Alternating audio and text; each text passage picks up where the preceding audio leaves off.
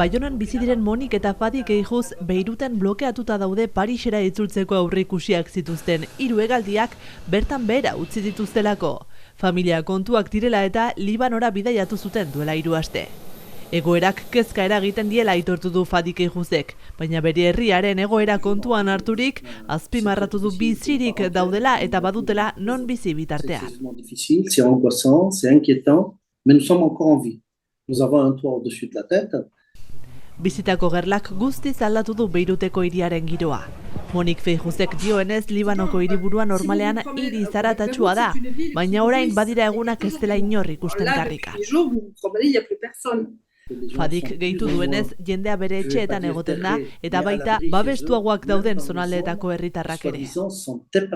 Azaldu digutenez momentuz dena aurkitzen dute dendetan, baina egia da Monikek kontatu duenez gertakariak hasi zirenean ogia bukatu zela saltoki askotan. Jendeak ohitura du eta beren erreserbak dituztela errandu. Des réflexes de survie, donc tout le monde a ses petites réserves, etc. Ez da lehenaldia horrelako egoera bat bizi dutela libanesek. Hori dela eta Fadik nabarmendu du herritarrek ondo dakitela zer erosi behar den eta zer ez.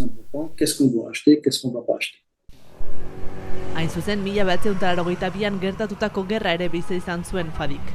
Baina oraingoan ezberdintasun handi bat nabaritzen du gerletan erabiltzen den teknologia berriei lotuta. Beste hegaldi bat aurreikusia dute datozen egunetarako. Baina aste honetan, orain arte gertatu ez bazen ere, aireporturuz doan biribilgune bat bombardatua izan da. Besterik gertatuz gero ezingo dira ailegatu aireportura. Baionara itzultzea lortzen badute poza handia izango dela aitortu dute, baina aldi berean sufrimendua ere sentituko dute haien herrialdea egoera lazgarrian utziko dutelako.